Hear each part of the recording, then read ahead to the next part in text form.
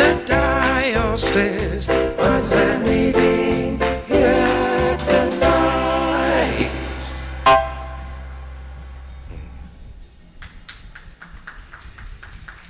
Thank you. Thank you.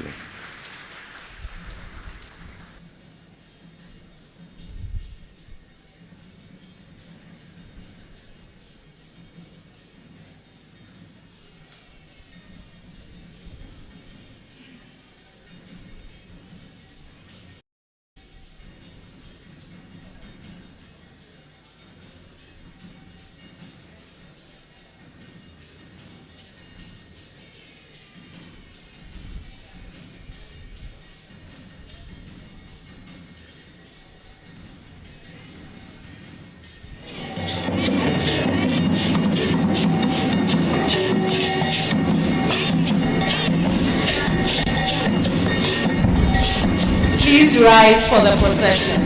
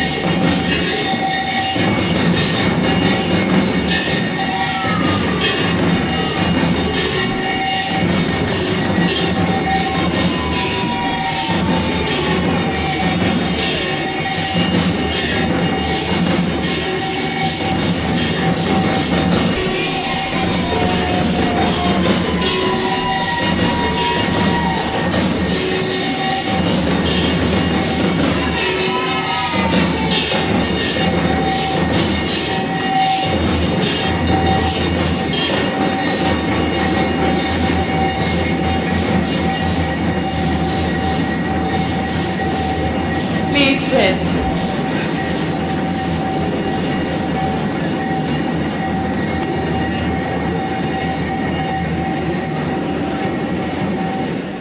Good evening, distinguished ladies and gentlemen, and a warm welcome to the fifth and last inaugural lecture for the 2023-2024 academic year. It's my pleasure to extend a special welcome to Professor Sibongile Muthwa, the Vice Chancellor of Nelson Mandela University in South Africa, and her team who are here as special guests for this lecture, and of the University of Ghana. Welcome.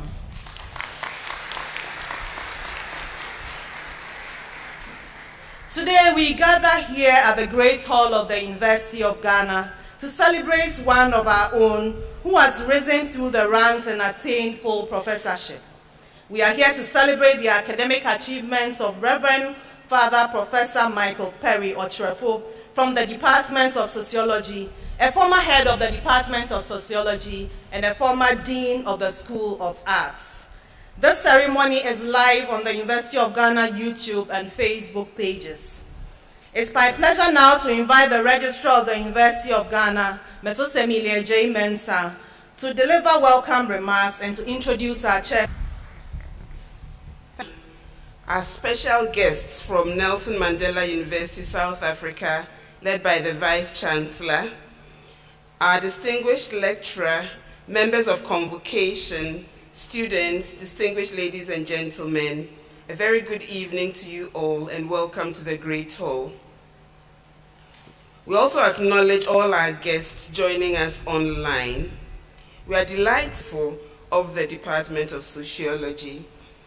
Inaugural lectures are an essential component of the university's academic programs, and every academic who rises to the rank of professor in his or her career in the university, the academic achievements of its faculty, and also enables professors to share their research.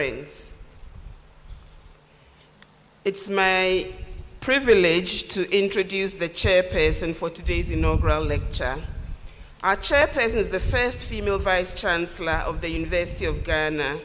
She's a professor of linguistics, an experienced administrator, and has over 20 years' experience working in the higher education sector. In the University of Ghana, she has previously served as the Pro-Vice-Chancellor for Academic and Student Affairs, the Foundation Dean of the School of Languages, and the head of the Department of Linguistics. As Vice-Chancellor, she's leading the university to adopt technology in all of its operations while keeping the university's people as the focus. She has received numerous awards for her work in education, female empowerment, and leadership. She's a member of many prestigious societies and organizations and is a fellow of the Ghana Academy of Arts and Sciences. She's also the founding president of the African Humanities Association. Ladies and gentlemen, please join me to welcome Professor Nana Bapia Amfo, Vice-Chancellor of the University of Ghana and Chairperson for this evening's lecture.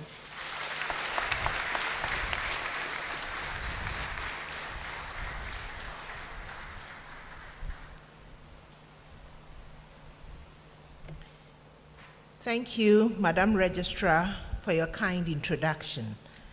Pro-Vice-Chancellors, Registrar, Provosts, Deans, Directors, Heads of Department, our distinguished lecturer, Reverend Father Professor Michael Perry Kweku Ocherefo, family and friends of the lecturer, past and present senior officers of the university, faculty, staff, and members of convocation, alumni, students, and friends of the university, Vice-Chancellor of Nelson Mandela University, Professor Sibongile Mutua, and colleagues from Nelson Mandela University, eminent clergy, members of the diplomatic corps, esteemed traditional leaders, corporate executives, our friends from the media, invited guests,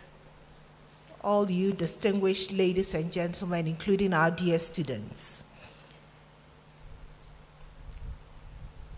I'd also like to acknowledge all those who have joined us virtually for this lecture, and I want to wish you all a very good evening. It is my pleasure to host another public lecture which aims at celebrating the scholarly works of one of the professors of the University of Ghana.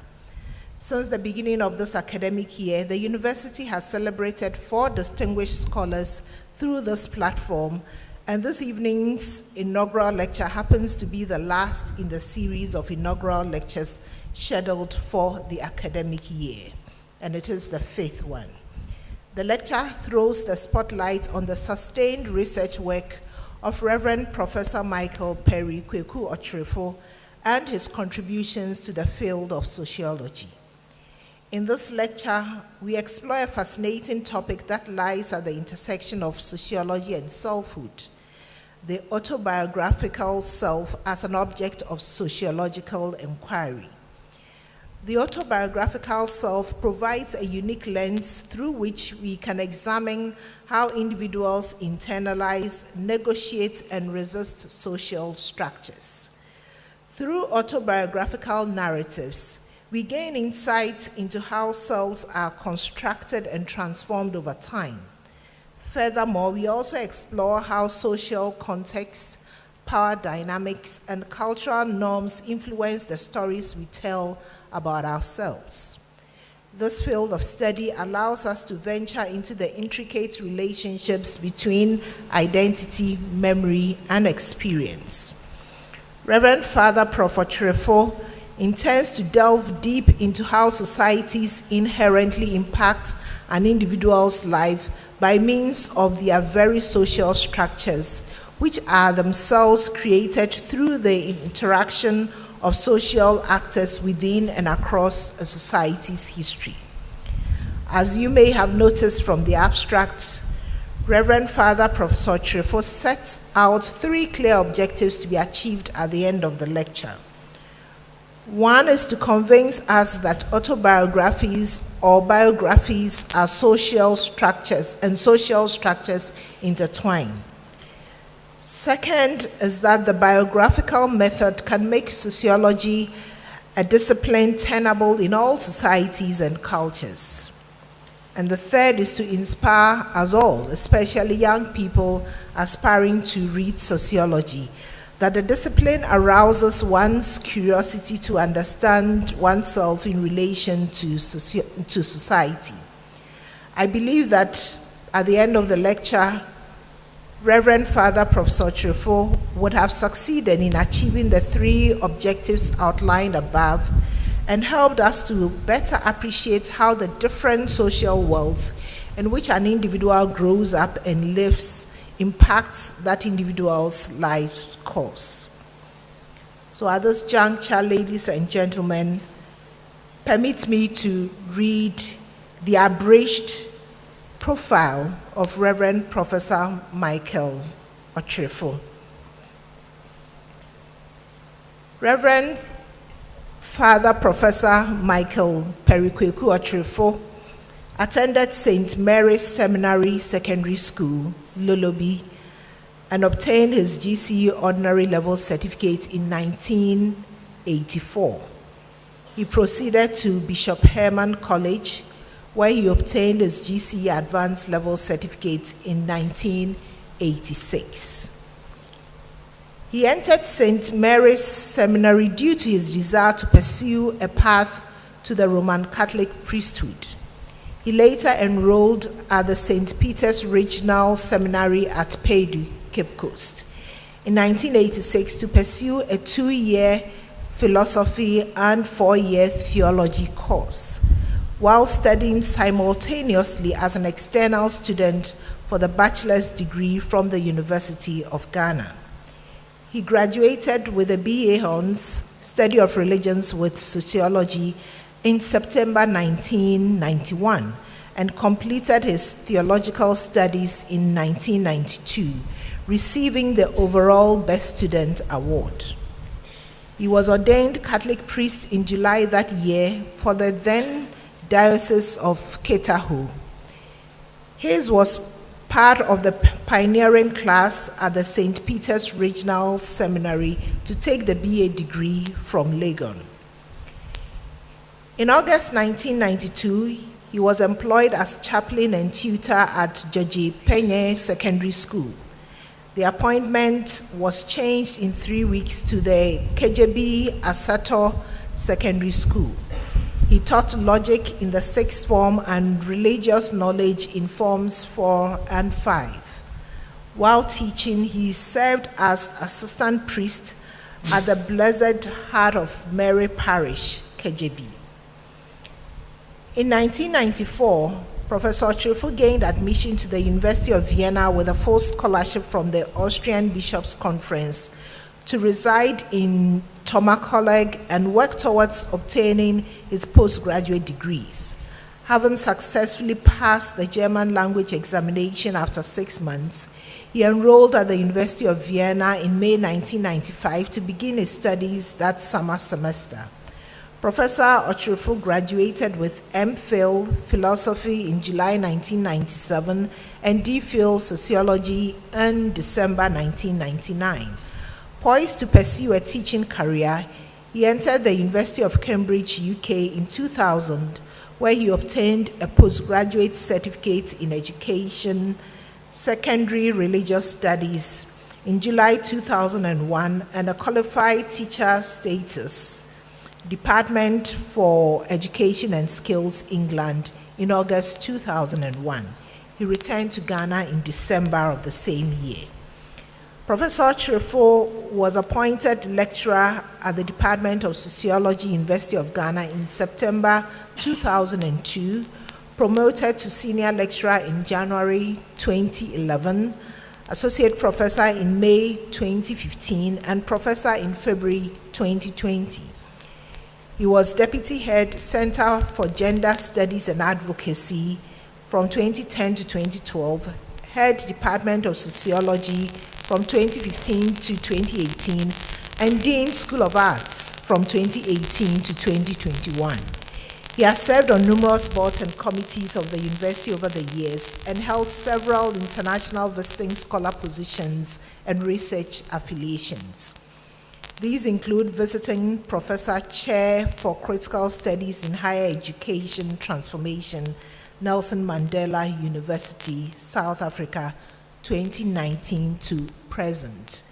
And that explains the strong contingent we have from Nelson Mandela University here this evening.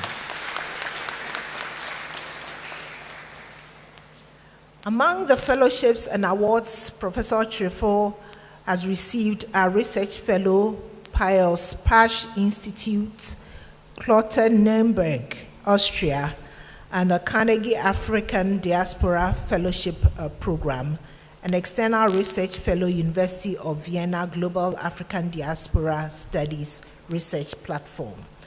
Other grants which he has been part of are the NYUUG Research Integrity Training Program grant and the Codestra Grant on African Diaspora Support to African Universities program. The most notable research network to which Professor Chirifo belongs to is ACUS Africa, Advancing Critical University Studies Across Africa Network, of which he is a founding and steering committee member. Professor Chirifo is an elected executive committee member of the International Sociological Association. He was a board member of Research Committee 2022, Sociology of Religion, International Sociological Association, and belongs to the Global Qualitative Sociology Network as a founding member. A trained sociologist with varied research interests, Professor Chirifo's research centers on two general areas of sociological inquiry: cultural sociology and sociology of religion. He has contributed substantially to the scholarly literature in these areas.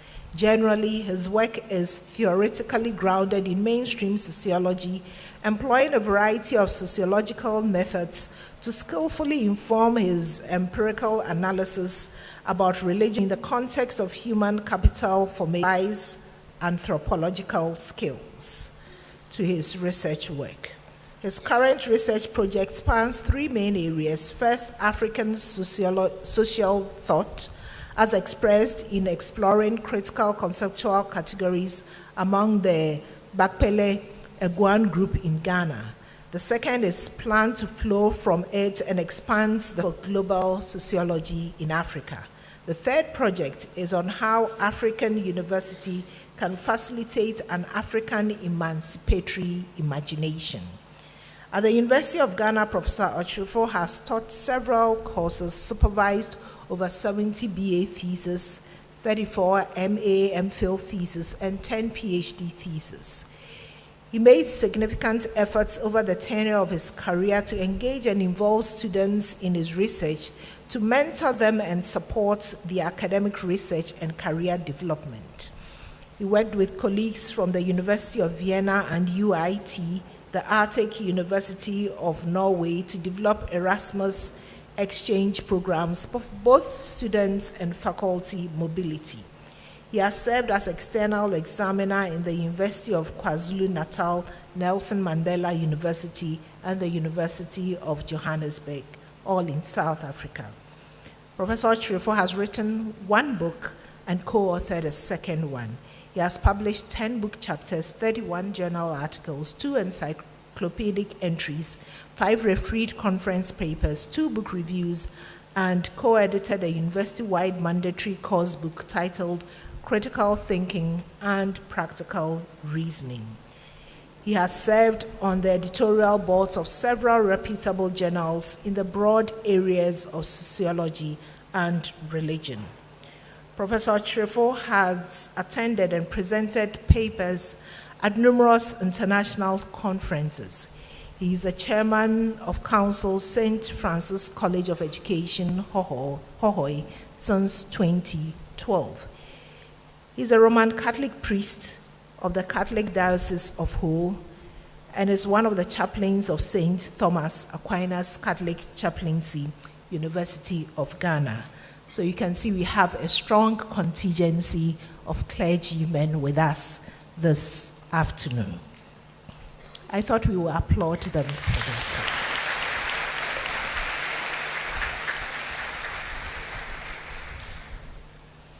He loves reading novels and traveling.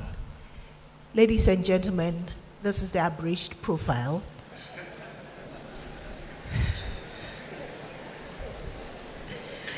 The full profile, you can find that in the brochures, those of you who have hard copies, or you can get them online. I believe that the QR codes are available for this.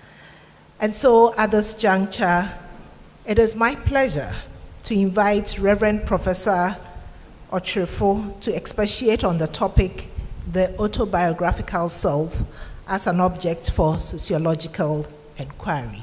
Thank you.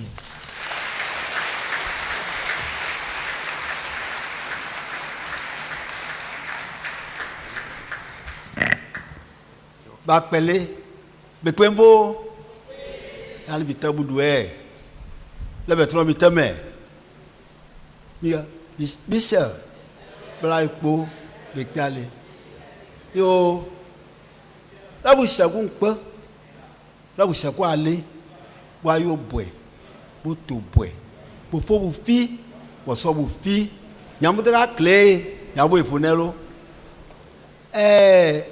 Bwanto Dominic, afesi akpembo, lano eyo Bwanto Reverend Father Professor Michael Perikweku Okyerefo. Fango into ne bobuya. Ba sikuli babusu.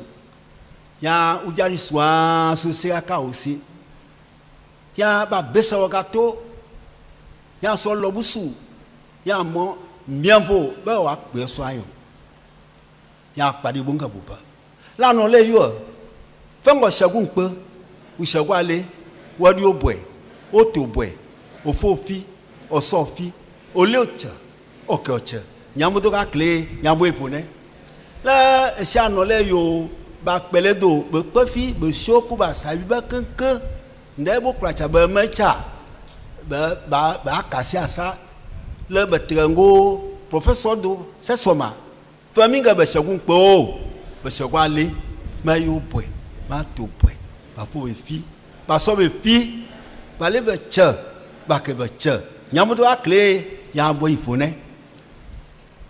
Ya sentengo modeo le banga professor paringa o bala budufola kona chola bu so bu fi bu la butika cho nga o ningo yini yaso te fanga kaka ke o mangri ble ble ble ble ble nyingombi aba mangri ne ba mangri sasambi le sana ke o ti ogoni li baitewa Lom kobe afanto efiani atabi. Ya la itengo wa kuba etwa pete ble ble ble ble. Le sanke uivo ita kusu. Wakayongo okyota osu baswani osu bishao gumievo Mievo.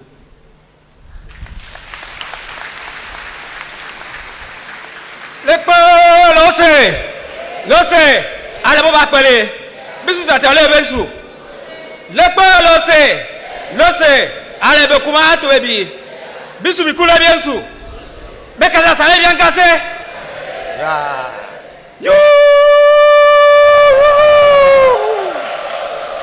Bantu atifonyi kole.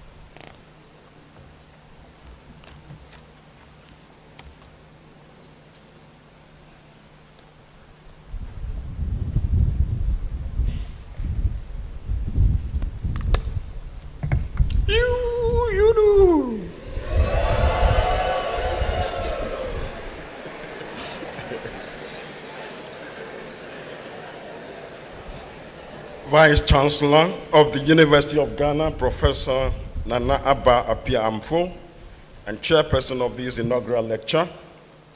Vice Chancellor of Nelson Mandela University, Professor Sibongile Mutwa, and the entire team from Nelson Mandela, Pro-Vice Chancellors, Registrar, Provosts, Deans, Directors, Heads of Department, my Lord Bishops, clergy and religious, members of the Diplomatic Corps, the media, invited guests, my family, friends, distinguished guests, and ladies and gentlemen, my dear students, good evening and welcome.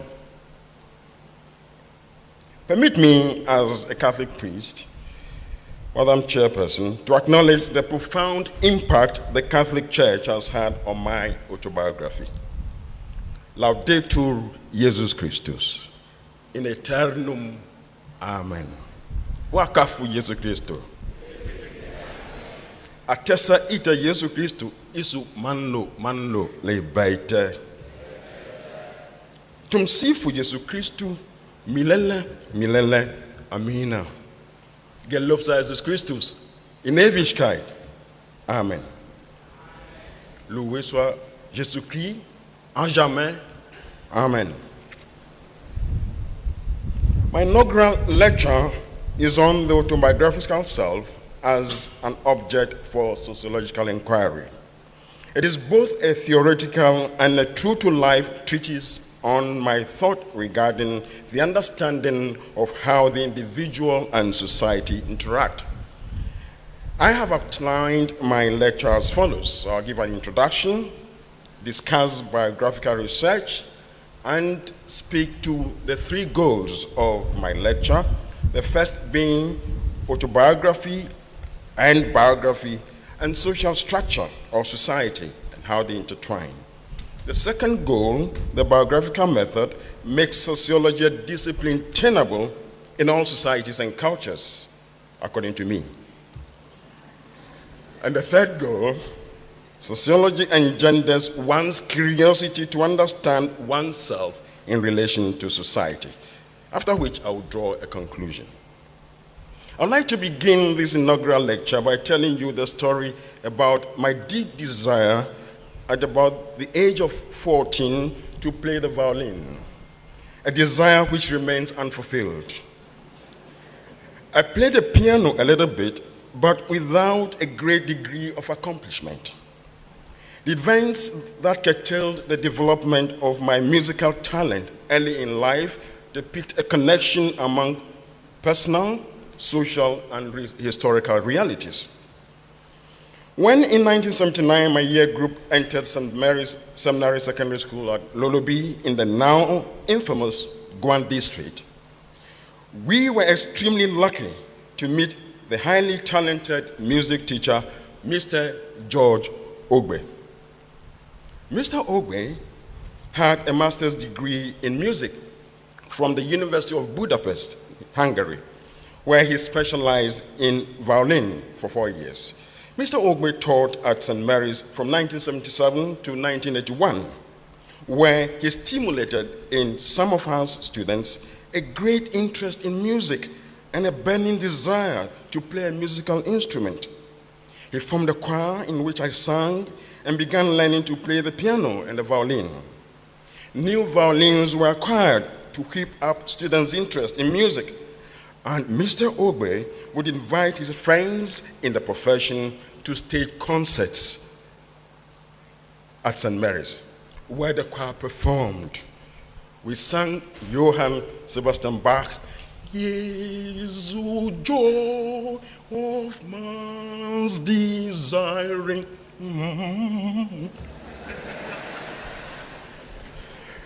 And Mr. Ogbe's own compositions. I remember vividly the Ewe song, Eina sege sege, Eina sege sege, Eina jeto dege. Meaning, if one interacted carelessly, one would end up with an unfaithful partner in marriage.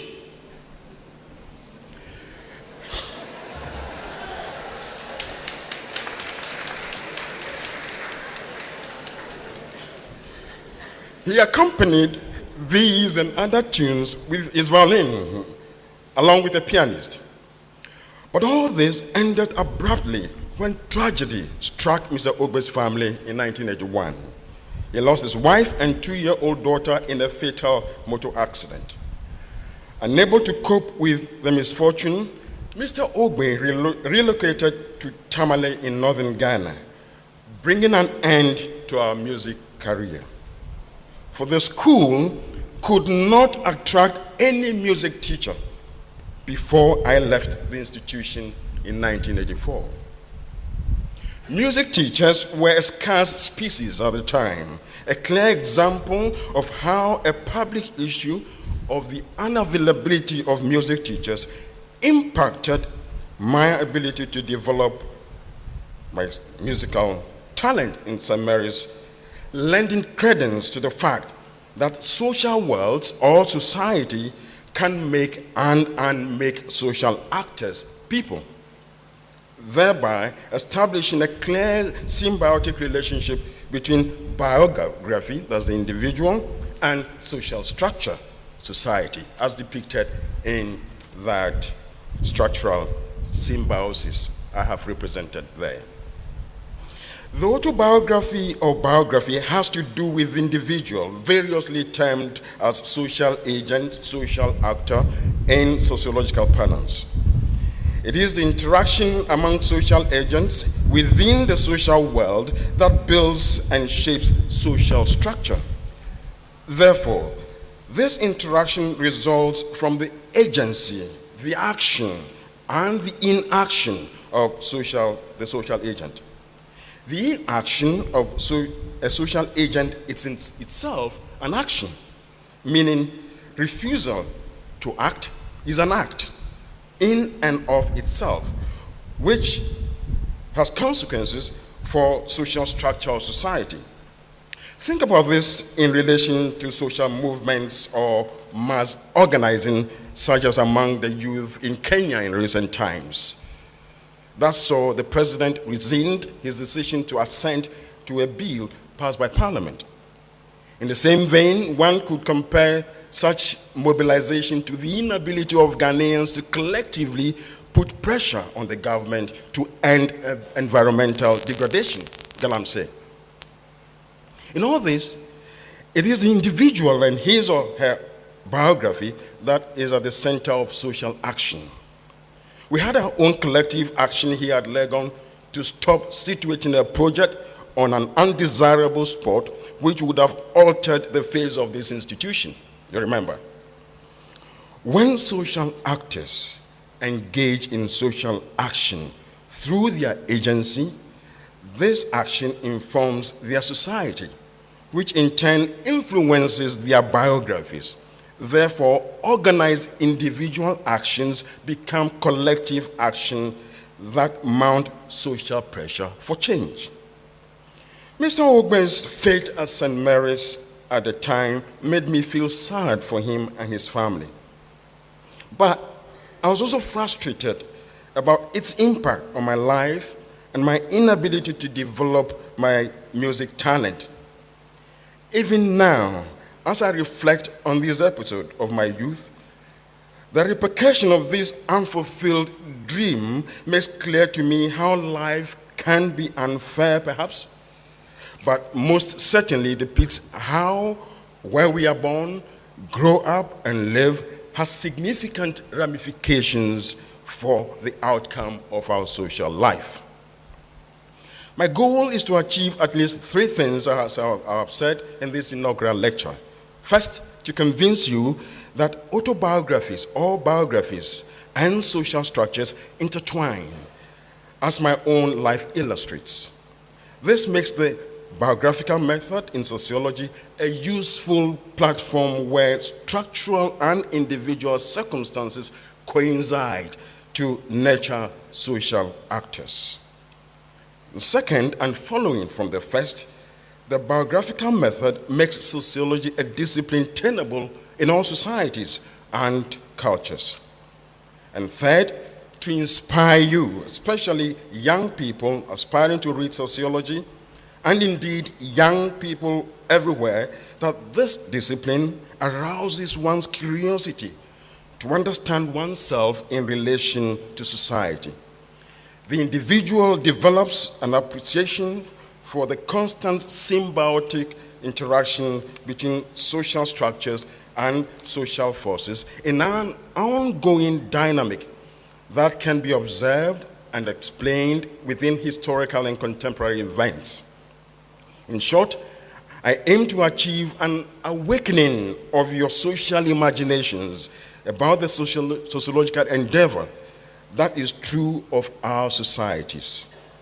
This foregrounds my emphasis on African social thought, the African emancipatory imagination, and global sociology throughout the lecture.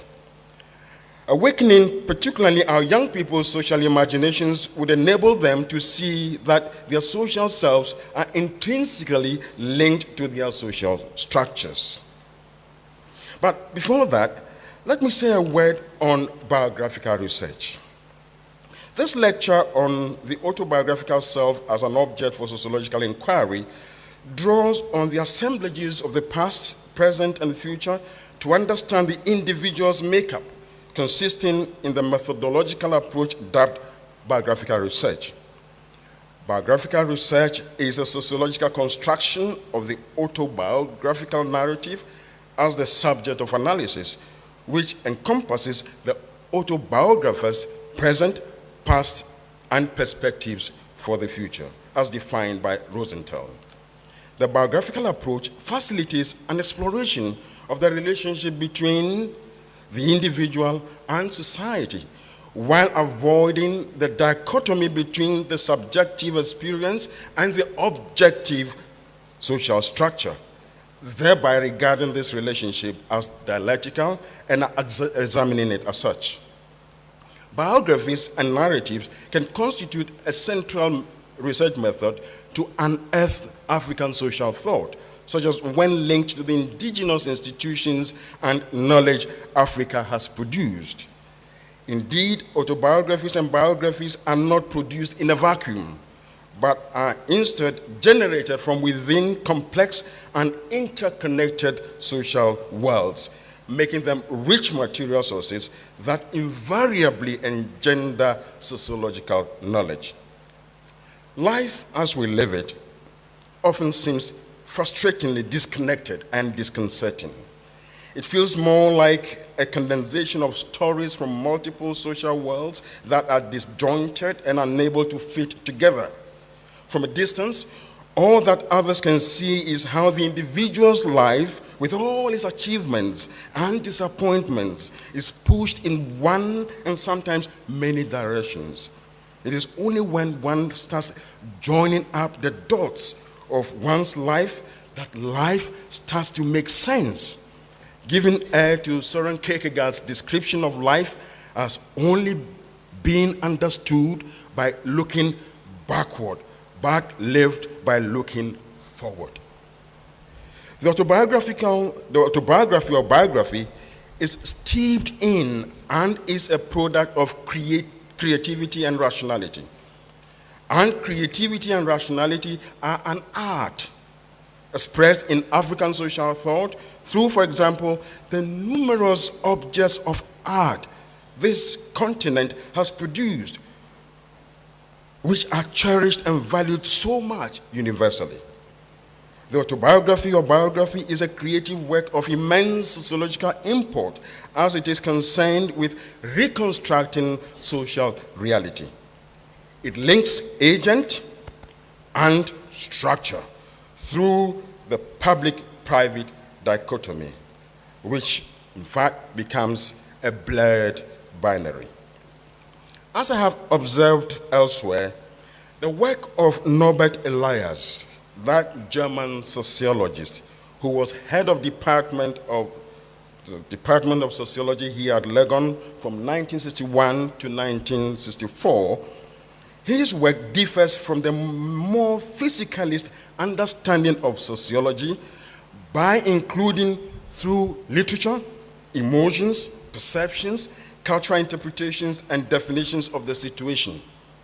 Norbert Elias also enables the sociologists to view their individual story not simply as something personal or unique, but instead as a process, as a web, as part of a web of continually changing relationships.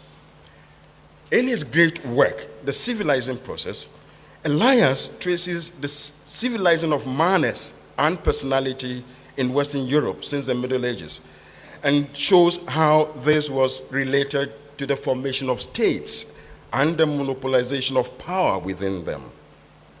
Elias's work reiterates the importance of the interaction between autobiography and social structure. The point of departure of this lecture, therefore, is how an autobiography becomes intertwined with one's academic discipline through socially constructed networks. Drawing on my disciplinary experience, teaching, research, and academic networks nurtured through a multi-layered life course, I argue that social worlds shape the social actor regardless of society, lending credence to the necessity for biographical research. This lecture will speak to who I am, my education, research focus, and why I have focused on those areas. I believe that my sociological contest began already when I was growing up as a young boy traveling among many distinct cultural groups within Ghana and then beyond, instilling in me the importance of language, culture, and society imprinted into my very being in my youth. I dare say I was a sociologist as a young boy, as my life depicts. To this end, I thank the many people who have played significant roles in my life. My parents, Edmund and Margaret Otrefo, Monsignor Rudolph Johnson Apietu, Frau Carolina Oberhofer, Lily, I used to call her, key mentors, and teachers, some are here present, who have greatly influenced my life, career, and research. An upbringing within the open-minded and welcoming home of Edmund and Margaret, my parents, shaped the intellectual worldview of a young and inquisitive, inquiring mind. The privilege of traveling with my family through other parts of Ghana and interacting with people of diverse ethnic and social backgrounds was as experiential as any sociological fieldwork could provide. These cross-country travels provided unique opportunities to acquire a fluency to various degrees in the speech and thought of several Ghanaian languages, including Siwu, Sefi, Fanti, Twi, Ewe, and Lelemi, apart from Sekwele, the language of my kin and ancestors. Now, I'm even learning Ga because I live in Accra. With the acquisition of these languages came an appreciation of different cultures and worldviews. The construction of nation-states like Ghana has built-in tensions and implosions that have been witnessed in Africa and elsewhere, which is why social interaction among people of a wide-ranging ethnic background, including marital alliances, is necessary to ensure peaceful coexistence.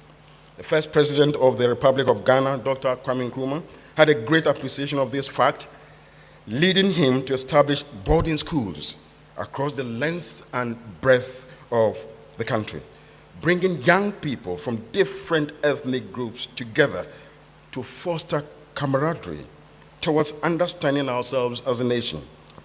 The same can be said about the establishment of the Bureau of Languages to provide the development and use of Ghanaian languages.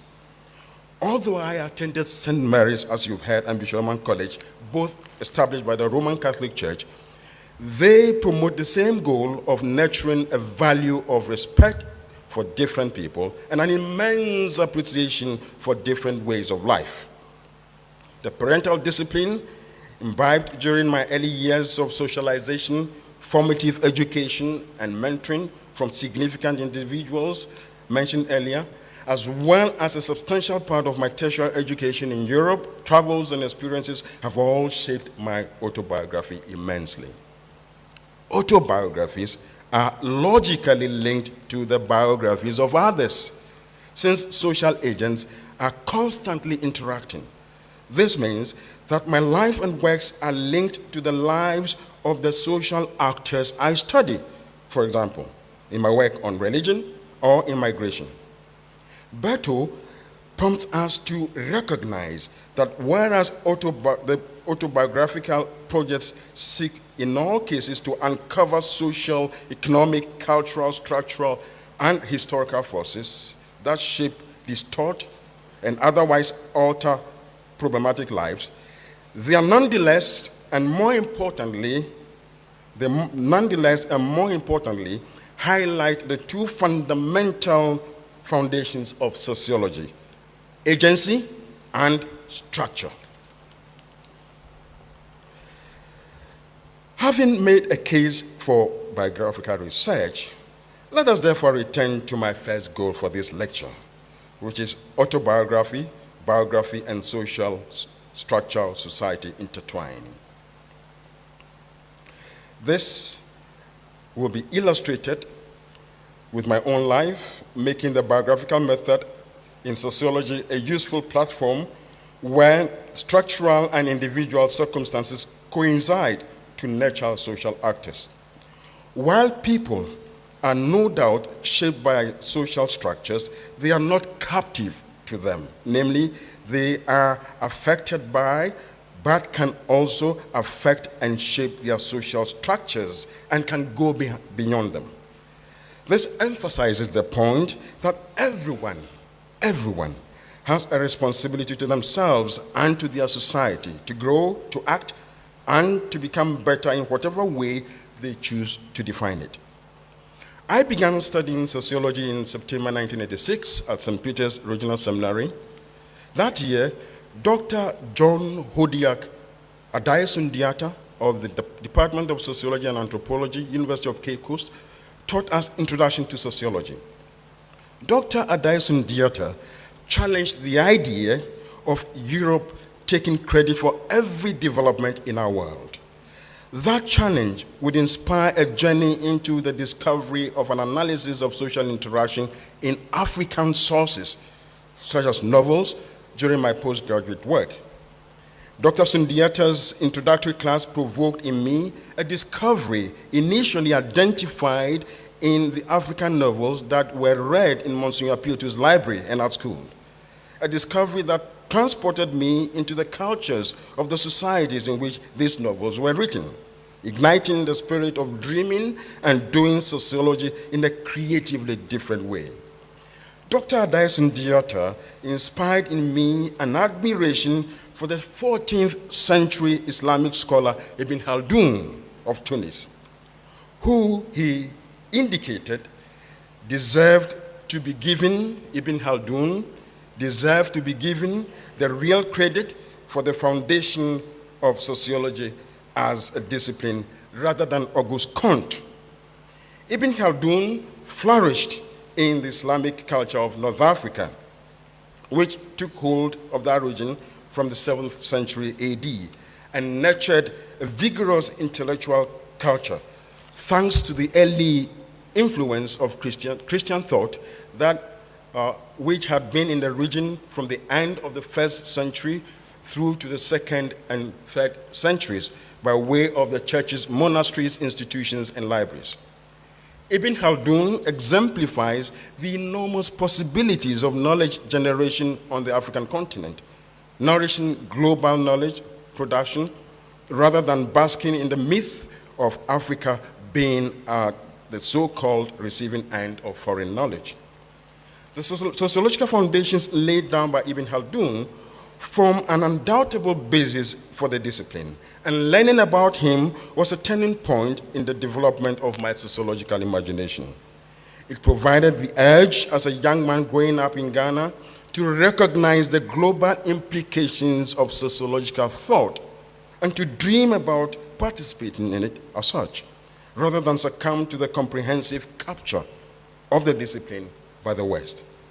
To this end, the period of my postgraduate studies in cosmopolitan Vienna and Cambridge would help me hone my skills in understanding how different social worlds shape a social actor and applies to other social actors and other social forces.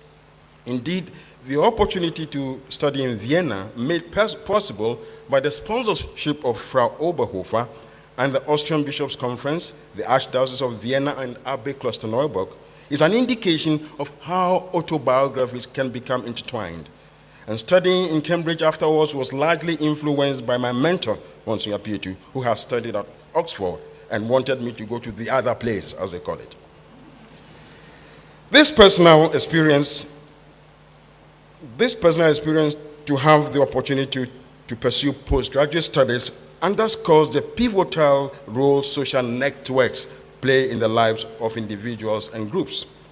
As a sociologist of culture and religion, I have a keen interest in global sociology, in migration, Ghana's new churches and transnational links, African social thought, and critical studies on the African University.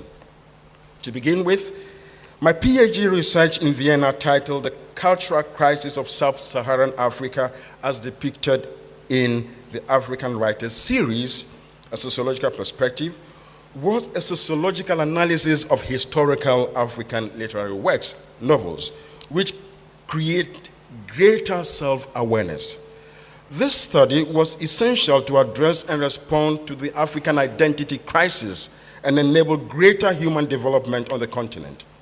I argued in that work that the African novels analyzed are of great sociological import as they mirror the social structures of and social interaction in the societies described so vividly in the novels, paving the way for a possible social transformation of the said societies. Creative works in Africa or anywhere are cultural products that signify human development. Think about the many works of art simply taken away from this continent and stacked in Western museums, which remain unwilling to return them to their rightful owners. Look at that, for example.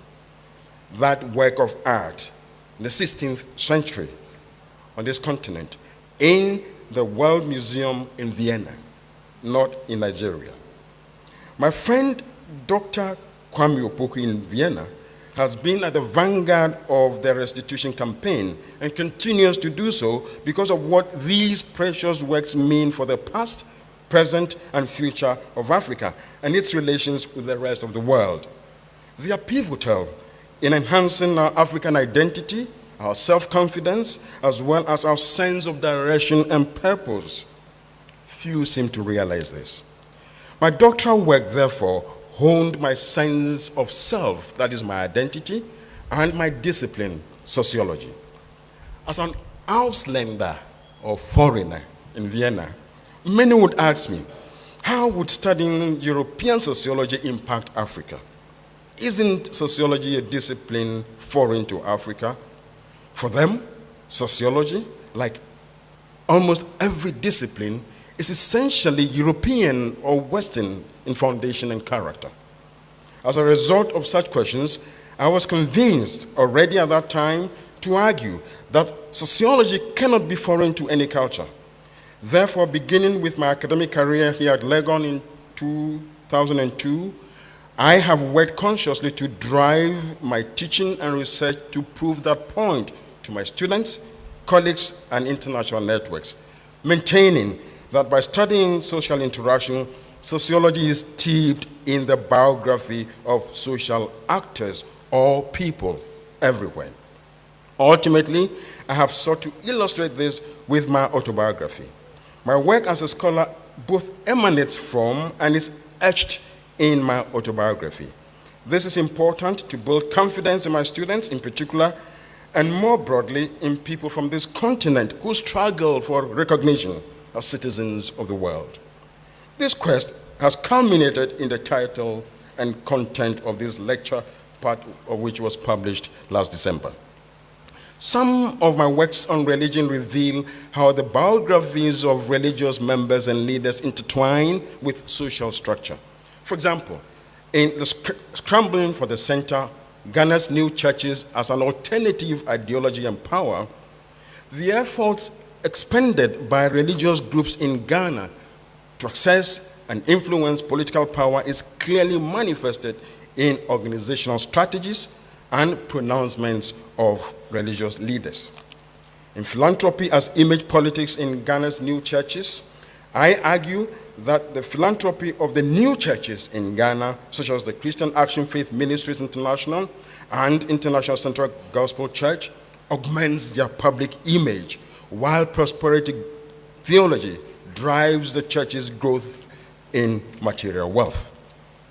The article titled Prayer and Health-Seeking Beliefs in Ghana, Understanding the Religious Space of the Urban Forest, examined the relationship between religiosity and health-seeking outcomes in Ghana.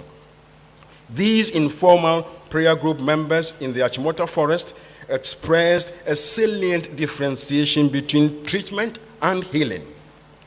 Doctors can heal certain conditions, but only God. Doctors can treat certain conditions, but only God heals, they told me. These studies depict an overarching influence, the overarching influence religion has on the biography of social actors. Within the context of African social thought, where curiosity is the bedrock that transcends boundaries and foments African conceptualization of critical categories, argues that the dominant pattern of knowledge production continues to reflect a very stratified global division of intellectual labor.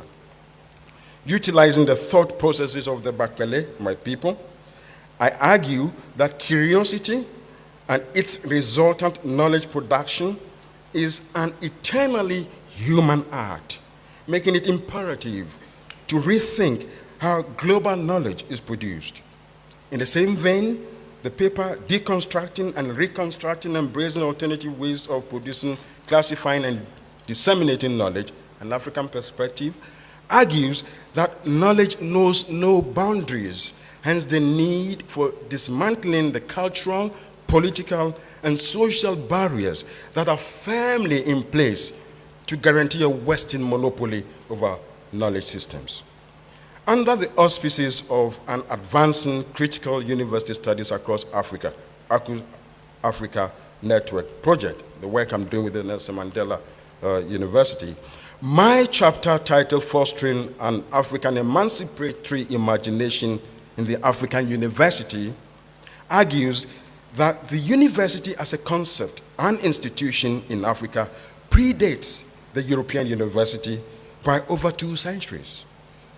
The University of Al-Qarim in Fez in Morocco, established in 857 AD by a woman, Fatima Firi, is often claimed to be the oldest continuously operating degree-granting university in the world. How many of you knew that? The European university model was imported into Africa only at the dawn of the 19th century as part of the colonial project and at the request of the African elite, as in the case of the establishment of the University of Ibadan and the University of Ghana itself. Consequently, the fact that Africa had universities prior to colonialization, which served as colossal cradles of knowledge production, is neither well known nor celebrated in mainstream conversations on the academy. As a side note, I had to correct a young student in Cambridge who incorrectly credited Oxford for being the oldest university in the world, something which is an African accomplishment. Oxford is not even the oldest in Europe, it's Bologna. To this end, the chapter calls on the African University to facilitate an African emancipatory imagination. Yet again, it is biographies that are impacted. Biographies and narratives are central to critical and decolonial research methods.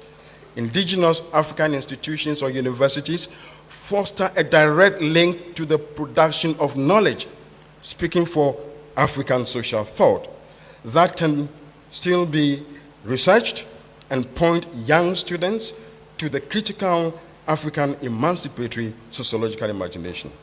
At the center of all of these actions are individuals and social groups, biographies, and social structures. The subject matter of sociology, which is social interaction, emanates from individuals' autobiography and social structure at the same time. In our case, linked directly to an African emancipatory imagination. Chinua Achebe's novel, No Longer at Ease, which I read when I was 15 years old, describes a feeling that seemed to reflect my own realities, not just as a Ghanaian, but as a person of African origin during my time in Europe. Achebe describes the experiences of the main character of the novel Obi Okonkwo thus: it seemed more like a decade than 4 years, what with the miseries of winter, when his longing to return home took on the sharpness of physical pain. It was in England that Nigeria first became more than just a name to him. That was the first great thing England did for him.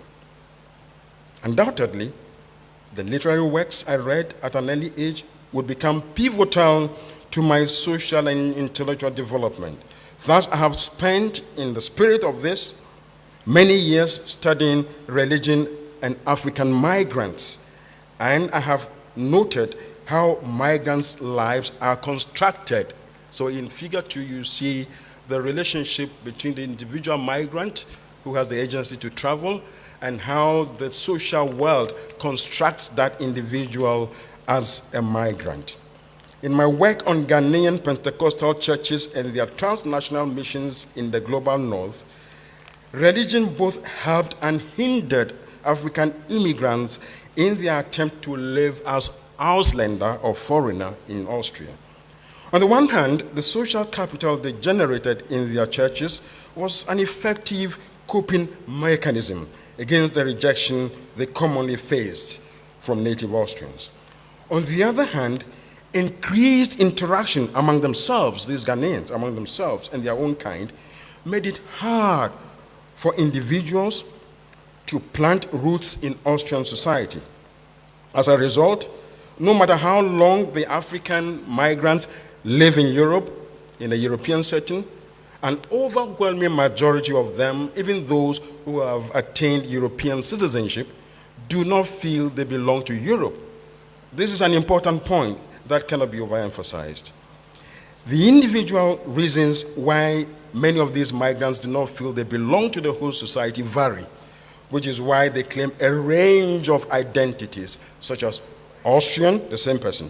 I'm Austrian, I am Austro-Ghanaian, I'm Ghanaian Austrian, or Ghanaian, the same individual. Meanwhile, their struggle to belong to the whole society can estrange them from their homeland, contributing to the popular understanding of Africa's internal and international migration dynamics. Laura Wiesberg commented on the question I raised regarding the interaction between how one sees oneself and how one is seen by others as interesting, and pointed out that white Americans working at the UN in Vienna are not considered migrants, but expats. Top African professionals going to work in Europe are not considered expats, but migrants. So the specific term is used first to represent how desirable the incoming person is for the country of destination, and second, depending on their social class, country of origin, color of the skin, and economic status. One can assume that this has an impact on how migrants see themselves, especially when the comparison group is the population of the country of residence, not the country of origin. Undoubtedly, migration has deep implications for both individuals and societies. In analyzing Benjamin Kwachi's novel, The Other Crucifix, Helen Yitai and I discovered migration's impact on cultural memory and identity, especially the tensions that shape African identity in America. Similarly, our work on Ghana, Ethiopia, Nigeria, Senegal, Canada, and the US interrogated the degree to which African academics living in the diaspora could strengthen African universities through research collaboration with their counterparts on the continent. It emerged that most scholars in the diaspora engage only sporadically and marginally with African universities due to the overt pressure to focus on Western superiority. My works are replete with these dynamics because they resonate with my own autobiography. These works express a feeling of fitting in neither the country of destination nor the country of origin. Again, this book was also stand at how academic connections and boundaries had to be marked off in order to establish oneself as a scholar in the Northern Hemisphere, and what this says about the elitism of the academic system, as well as the devaluation of the South in general. All this is fed by the populist misconception that migrants want to flood Europe. The intentional use of metaphors of natural catastrophes, such as flood, waves of immigrants, instills fear in people on a cognitive level. A strategy often employed deliberately by right-wing populist parties in characterizing the social world in which the biography of migrants is crafted. This leads to the second goal of this lecture.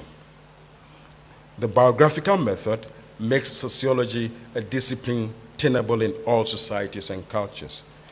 Conventionally, where a person is born, lives, and grows up has been determined as having a fundamental impact on the quality of their life choices and chances, opportunities, and even life expectancy. It is this physical embodiment of the interaction of a person with society and nature that leads to the ingraining of habits, skills, and dispositions in a way that shapes the individual's experience and their ultimate social realities. This is to say, social structures matter. They matter greatly. Public issues can be at the macro level when they take on a global character, such as the COVID-19 pandemic. At the meso level, when they have national or social impacts, such as bad governance and its debilitating economic effects on the citizens of a country. And at the micro level, when they are related to the familial, that is, issues connected with family and friendship networks. All three levels are both independent and interdependent, invariably influencing each other. For example, and this may concern you, a family's decision to educate its child can be impacted by the quality of educational institutions in the country where that family resides, shaped by the policies of its government. In the same way, the economic opportunities of the family and its network of friends are linked to the prevailing national and global economic conditions. Ultimately, for better or for worse, the individual's life is impacted by the public issues associated with all of these levels. The individual is not a passive player in the sense that the social structure is deterministic. The active role played by the individual is always within the ambit of social forces that can be both constraining and liberating. This means that humans are active participants in the creation of social structure in their interactions with each other and their environment, while social structure in turn exerts an overpowering influence on individual lives. It goes without saying that my history, my autobiography, our history, our biography are pivotal in nurturing an African emancipatory imagination. This inaugural lecture is a reflection of many years of the inner longing to unravel the eternal interconnectedness between the personal and the social, and of the coming into being of a young boy with aspirations who found his place in the world. It is the result of over 2 decades of engagement in teaching and researching sociological materials. It represents an insatiable quest to introspectively understand life and autobiography in its relation to the biography of others, and how that life has been performed through the prism of social forces and actions that were considered both voluntary and involuntary in the choices that were made. It is an inspiration strongly nurtured rather early through reading, particularly works of fiction, and especially the African novel of the African Writers series. It is also a reflection of the indelibly deep and lasting impressions that interactions with family, friends, and social relations at large have made on me. The instrumentality of novels, specifically African novels, cannot be discounted in the development of my precocious imaginings of the social structures of unknown societies. A love of reading transported my young mind into states of vivid imaginings of societies I knew or knew not personally, giving rise to a curious desire to understand not just the societies, but importantly, the prevailing social systems that gave birth to these creative works. To this end, Chinua Achebe's Things Fall Apart, Ayikwe Ama's The Beautiful Ones Are Not Yet Born, ushered my mind into vivid imaginings of Igbo society in Nigeria and Ghanaian society respectively. The same can be said of Ngugi wa Thiong'o's The River Between, Weep Not Child, and Kenneth Kaunda's Zambia Shall Be Free. Imagining the societies that gave rise to these creative works generated a powerful effect on my young mind of a sort that no sociology text or book has ever done.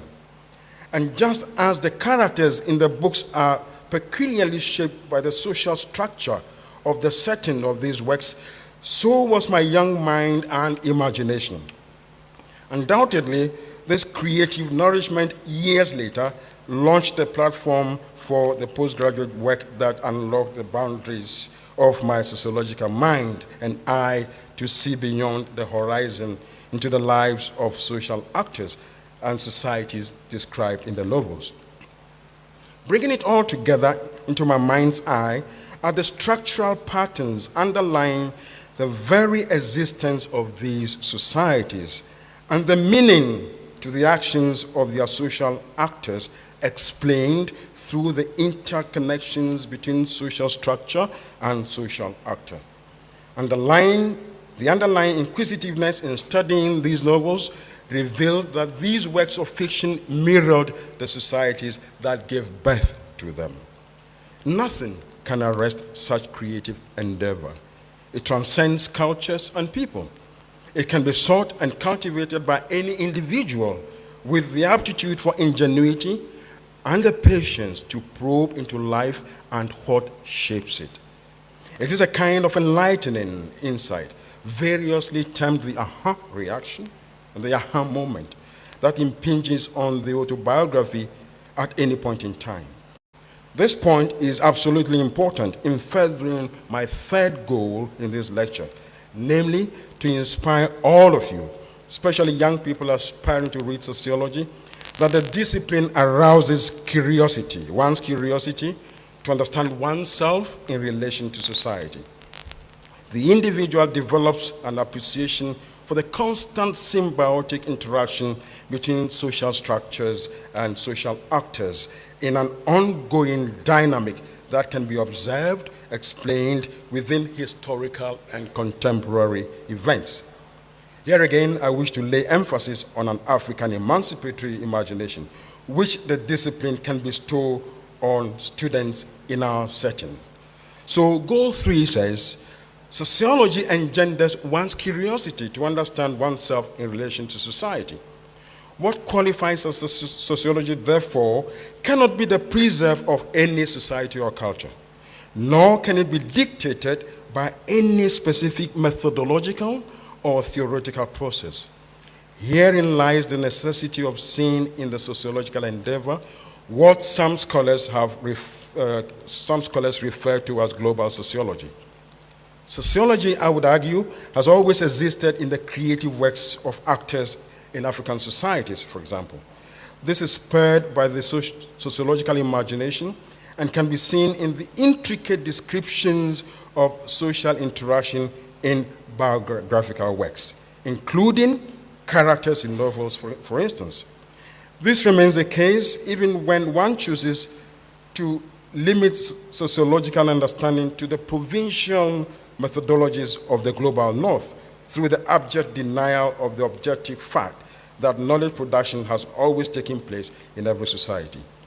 How would any society exist without the production of knowledge to aid its adaptation to its environment?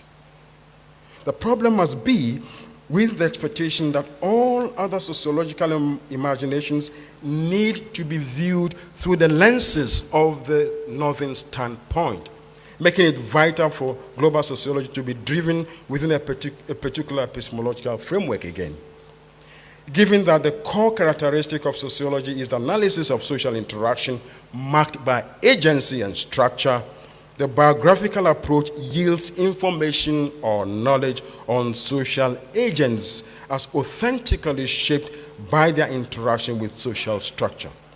The approach deals with real individuals in society, you and I, who may be lost in sociological data where the same individual's humanity could simply be overridden in statistical analysis devoid of the authentic lived experience of social agents. After all, it is how social agents live their lives in society that matters to sociology. Therefore, the biographical method, one I have employed extensively in my research, demonstrates a propensity to generate rich, real-life stories, lived experiences of social agents, which other social agents can relate to. They can relate to it by exclaiming, "Oh yes, it happened to me. Oh, certainly I made a similar experience. I can relate to that." Indeed, human beings are the same, although social circumstances differ. In a word, the biographical method matters. It is valuable as a platform where structural and individual circumstances coincide to nurture social actors. Thus, within both the ease and constraints of the life course, our biographies should enable us to exclaim that life is not straight, but we can get around it. Indeed, the profundity of sociology lies in life itself, making an emphasis on an African emancipatory imagination a sine qua non for a sociology syllabus in an African university. Conclusion. This lecture has underscored the interplay between autobiography and social structure. It argues that the social world created by social actors shapes the social actor, thereby making the autobiographical approach to sociological discourse an important global sociological inquiry. Drawing on the autobiographical self, this conceptual lecture has reflected on how the personal life course is shaped by the social world, thereby impacting later years of teaching and researching sociological materials inspired by what nurtures the autobiographical development. The autobiographical approach thus emanates from the creative sociological imagination that situates the individual's personal history within the society's public issues, thereby blurring a binary that is eternal to the very sociological endeavor.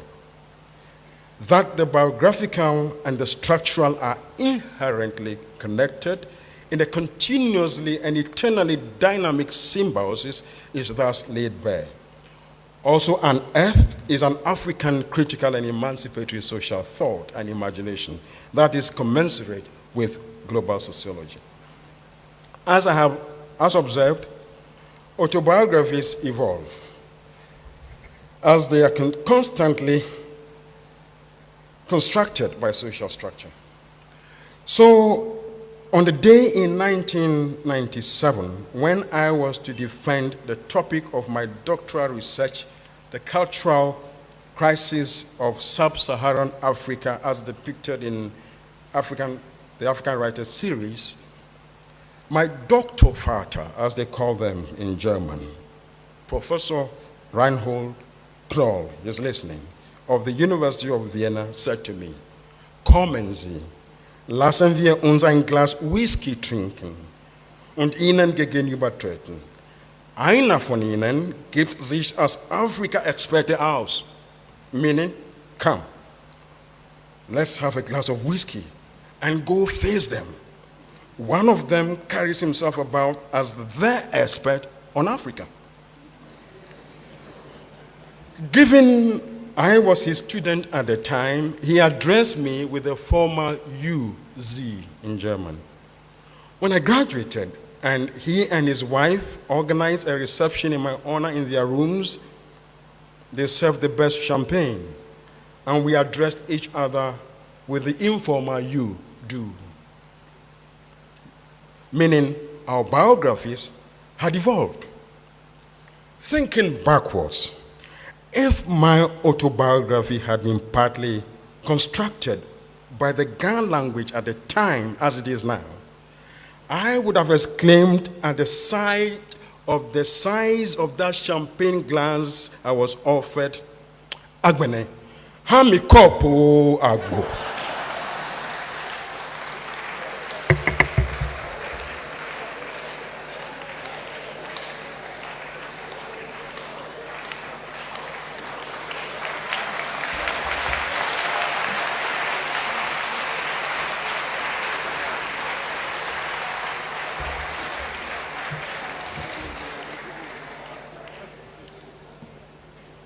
Madam Vice Chancellor, I would like to thank a few people. I'd like to thank you, the Vice Chancellor, and members of this great university, particularly colleagues of my department, for the collegiality and camaraderie that have impacted my autobiography over the years here at Legon. My profound gratitude to the Vice Chancellor and members of Nelson Mandela University for gracing this occasion. I'm proud to be affiliated with that great institution. I thank my ACUS Africa network, those members here present, led by Professor Andre Keat, Deputy Vice Chancellor of the University of Nelson Mandela. I single out and celebrate ACUS Africa, that network, one of the many I belong to, which is a critical platform from which I continue to hone my ideas. We certainly aim to engender critical thought in the continent's higher education space. My profound gratitude to my parents, Edmund and Margaret. They're smiling down at me. I do converse with them. My benefactress, Lily Oberhofer. I always visit her grave and we chat, we smile. Monsignor Pietu, great man who is my mentor in perpetuity. My entire family, the most Reverend Emmanuel Kofi Fiano, my bishop, who is here present. He came back last night from somewhere, but he's here. Bishop of Ho Diocese. The most Reverend Francis A.K. Lodono, his predecessor, who is not here, he gave me the opportunity to do postgraduate work and teach at Legon. The most Reverend Gabriel A.A. Mante, Bishop of Jasikan, is here. He was my theology teacher in St. Peter's, and he's now my very good friend. Most Reverend Bonaventure Kofi, Archbishop of Accra, who is on leave but is ably represented. I thank Bishop Anthony Na for being here today. Bishop Luis, my classmate, great guy. I salute Miss Alice Simpi, who taught me middle Form 1. Form 1, she's here. Form 1.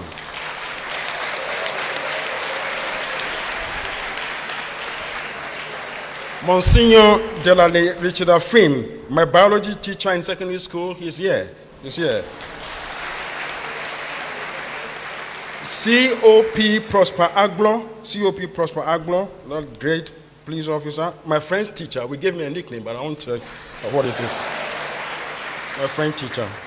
These represent all the teachers who gave me sound education, many of them. In 1979, there was a teacher called Mr. Asso, my middle form 2 teacher. He was very disappointed I had to go to St. Mary's to become a priest, and went to confront my father over the issue, as was reported to me thus: "Master, why are you wasting the boy's time? He deserves to go to university someday." My father responded that the decision to become a priest was mine, but it comes with a good education as far as he knew. I would like to know where Mr. Asso is today, for he will be very proud of me.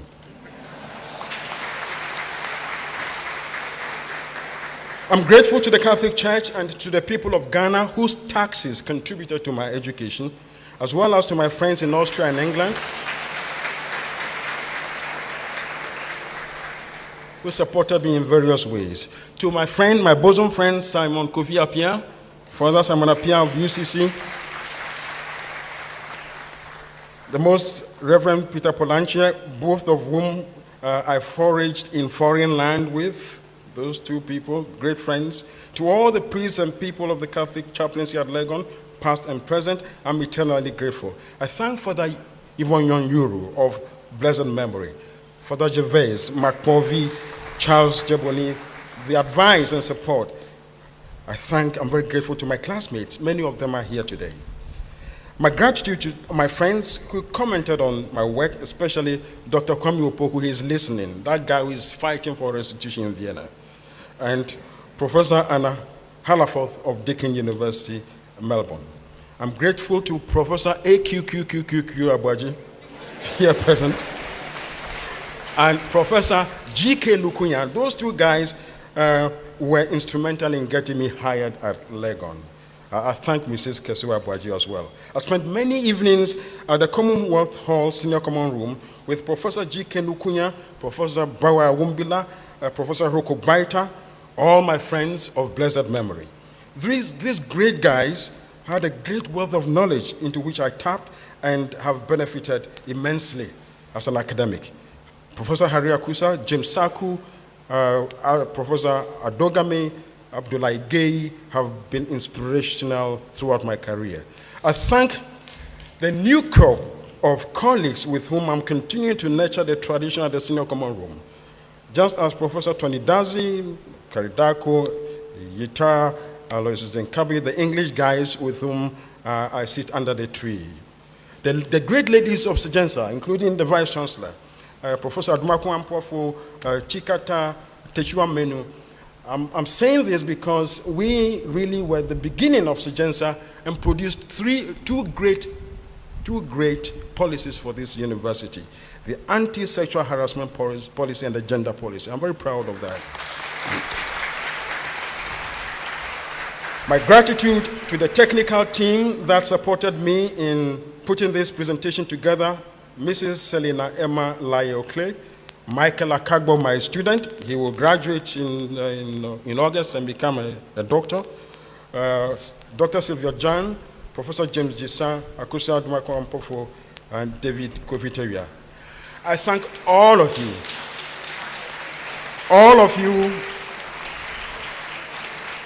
and all people who cross my path.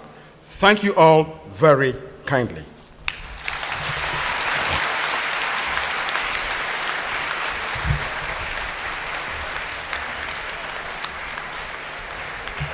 Thank you very much. Another round of applause. Thank you very much to Reverend Professor Michael Otrefo for delivering such an enlightening presentation, sharing his personal journey with us and how this has impacted the distinguished academic that he is today. As we digest such a thought-provoking presentation, I would like to invite you now to relax and enjoy a musical interlude by Ken Kabonu.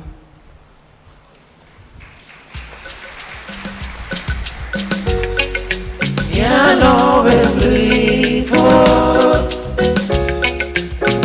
know we go.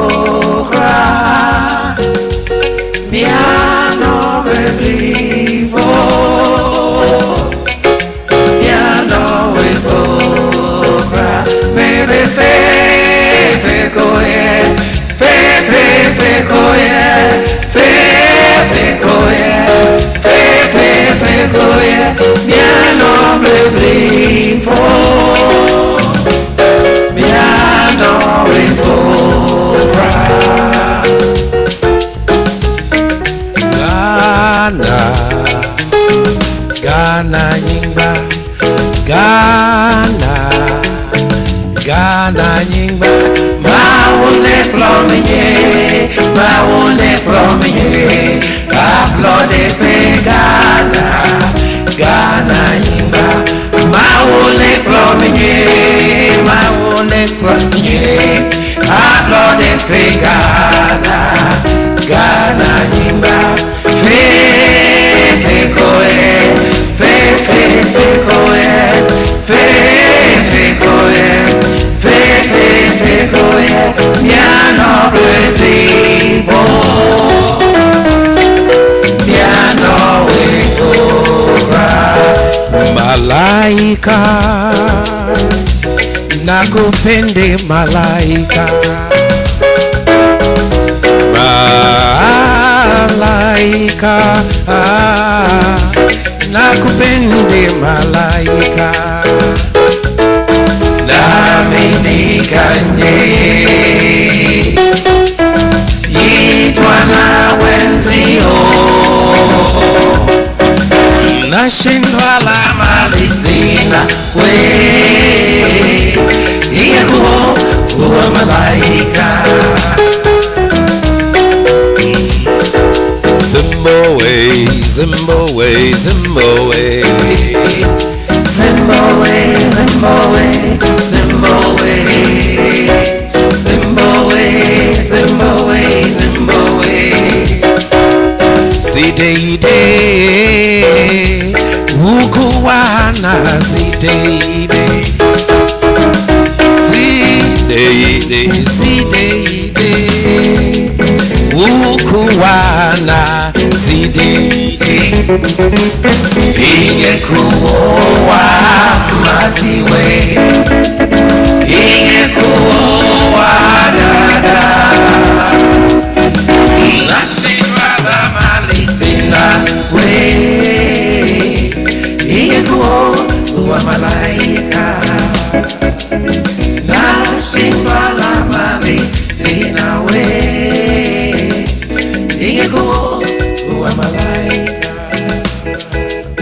Nashindwa la mali Zimbabwe.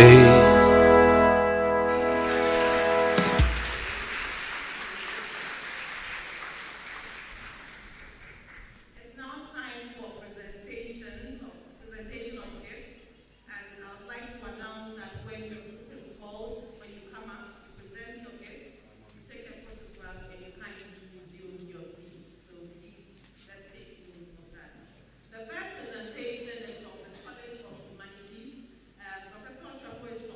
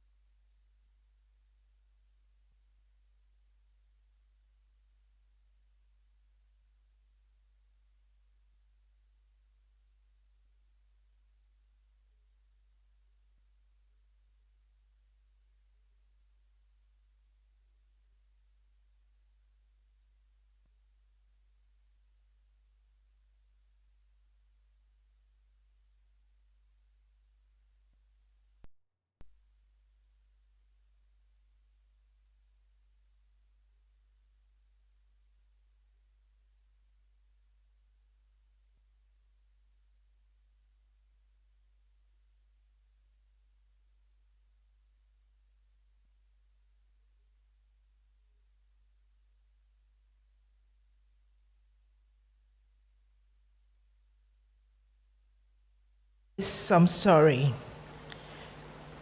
Reverend Professor Michael Otrefo, I'd like to congratulate you on a well thought through, adequately prepared for, and eloquently delivered lecture.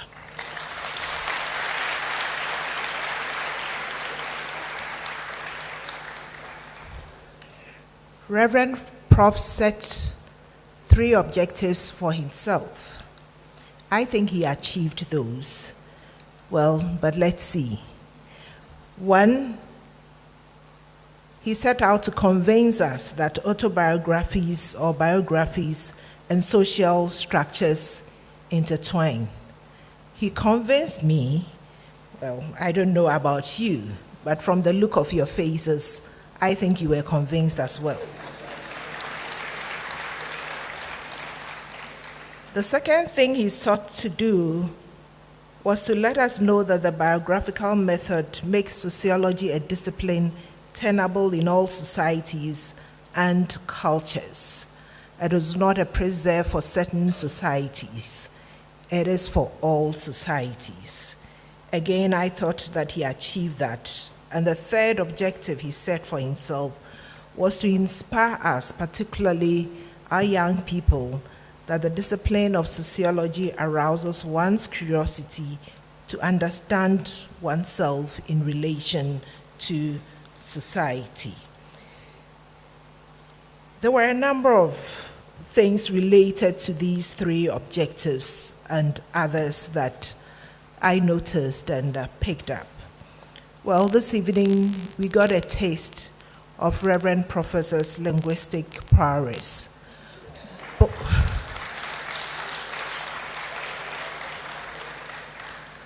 Both in our indigenous languages and in the so-called international languages. And these are a result of where he has been and the people that he's interacted with. We also got an appreciation of his underdeveloped musical talents. Again, this was influenced by the people that he met and didn't get the opportunity to have a sustained relationship or a sustained interaction over time. From his lecture, it was clear the interaction between linguistics, literature, sociology, and other disciplines such as migration studies. For me, he was a clear demonstration of interdisciplinarity and what we can do with a number of disciplines when we allow these to speak to themselves. He also clearly demonstrated the interaction between the personal and the social, the society. And for me, what I took away from this was that we cannot only be concerned about our personal or even just our family's welfare, as our life's trajectories are inextricably linked to our societies. And so social structures matter. And as individuals, as citizens, as academics, wherever we find ourselves, whatever we find ourselves doing, we should be prepared to influence social structures because they indeed matter and they have a critical influence on our life stories. Clearly, Reverend Prof made a case for indigenous knowledges, African social thought. He demonstrated that knowledge production is not a northern preserve. And I was really excited about the fact that he drew our attention to the origin of universities and indeed the role that women played in the origin of universities.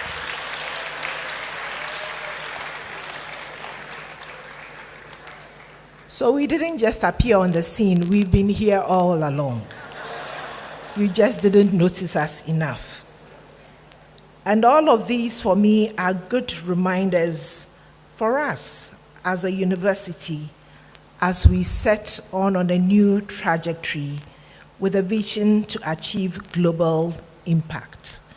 Our comparative advantage is the knowledge we bring on board, which is steeped in our context, yet offers global relevance. For those of you who are not aware, the University of Ghana last week launched its 5-year strategic plan, our 5 for 5 imprint, through which we seek to achieve global impact. And so finally, Reverend Prof, I would like to appreciate you particularly for your role at CEGENSA, the Center for Gender Studies and Advocacy, and the roles that you played in the development of our 2 critical policy documents which you mentioned, the anti-sexual harassment policy and our gender policies. These, please, you can clap for him.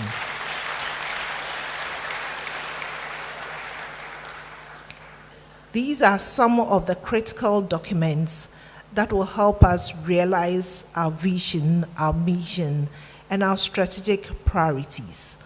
Our 3rd strategic priority in this new strategic plan is our commitment to faculty and staff.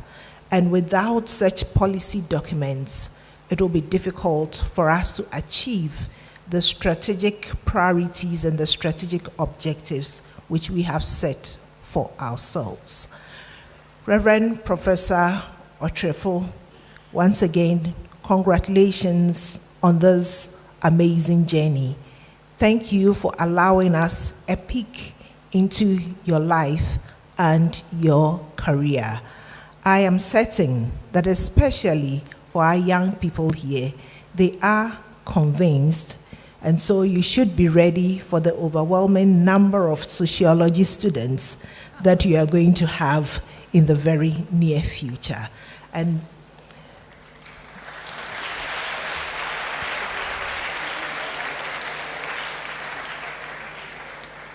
I would like to thank you all for coming this evening to support our lecturer and to support the University of Ghana. Some of you have been faithful with us through all of our lectures, our inaugural lectures and other public lectures this academic year. This is the last for this session, but certainly you should be on the lookout for more when we resume for the next academic session.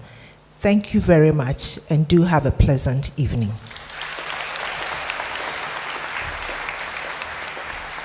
Thank you very much, Madam Vice Chancellor. Would like to take a few acknowledgements before we leave. We mentioned earlier on that this evening we were joined by a strong delegation from the Nelson Mandela University, led by the Vice Chancellor, Professor Sibongile Mutua, and Deputy Vice Chancellor, Professor Andre Keats, and the team. Please, can we see you so that we can acknowledge you? Thank you very much. Thank you.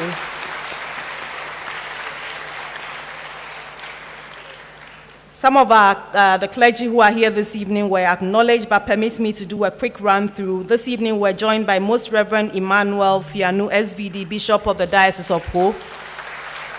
Thank you. We're also joined by Most Reverend Gabriel Mante, Bishop of the Diocese of Jasikan. Also with us this evening was Most Reverend Anthony Na Asari, Auxiliary Bishop of the Accra Archdiocese. And also, Most Reverend John Kobna Louise, Auxiliary Bishop, also of the Accra Archdiocese. We also had with us Monsignor Richard Ephraim. If he's here, if we can see you. Thank you very much. COP Prosper Ablo. Mr. Salis Simpi, former teachers of Reverend Professor Otrefo. Thank you for joining us this evening. Also with us were Nana Taflate Ocherebia, Queen Mother of Likpe Abozome, sister of Professor Ocherefo. Thank you so much. We're also joined by Nana Kweku Abuaje, Mankrado of Likpe Abozome, uncle of Professor Ocherefo. All the members of the Ocherefo family, we acknowledge you. Please give us a wave. All Bakbeli who traveled a long distance to be here, please let's acknowledge you. If you can just let us see you. Thank you very much. All priests and religious here present, please you can kindly stand so that we can acknowledge you. Thank you very much for being here. Members of the St. Thomas Aquinas Chaplaincy, if you are here, please, let's see you. Past students of St. Mary's Secondary School, can we see you? Thank you. If we have past students of Bishop Herman College here, Bishop Herman, thank you very much. And finally, we would like to acknowledge also the presence of Miss Elizabeth Dublé of Visal Insurance Brokers, mother of Professor Ocherefo. Thank you very much for also making it. Thank you very much. And now to a few announcements before we leave. First, the order of refreshments. All our special guests here in this hall, clergy and senior members, we invite you to join us on my left, the left wing, the wing of the Great Hall, where we have a cocktail reception after this meeting. After this lecture, sorry. For our students, as you go out at the quadrangle, your refreshments are there. The AA Kwapong quadrangle.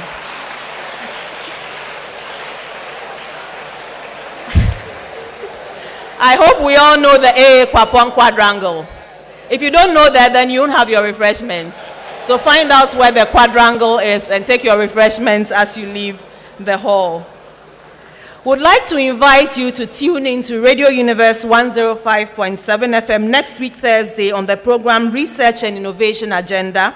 Professor Ocherefo will delve deeper into this inaugural lecture. Listeners will have the opportunity of also calling in and asking questions. So please, if you want to know more about what he's spoken about today, tune in to Radio Universe 105.7 FM. The date is on Thursday, the 1st of August, 2024. 8 a.m. Sorry, it's at 8 a.m. So I'd like to thank all of you who gathered here at the Great Hall for this inaugural lecture, and the many people who joined us online. We'd like to thank you so much via various online platforms. Thank you for your attendance.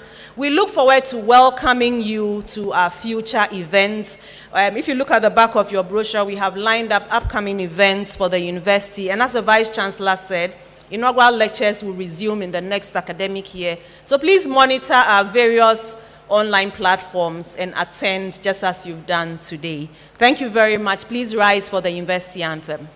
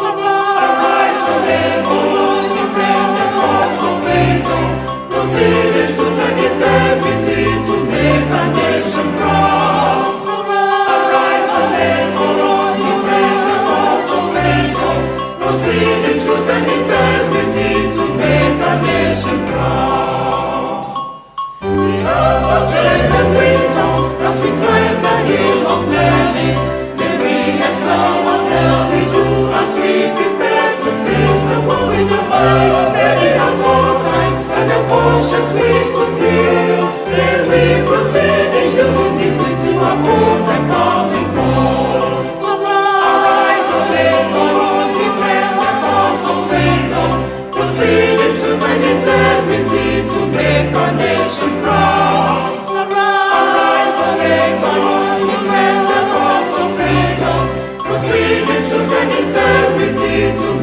our nation proud. Arise, arise, defend the cause of freedom. Proceed in truth and integrity to make our nation proud. Arise, arise, defend the cause of freedom.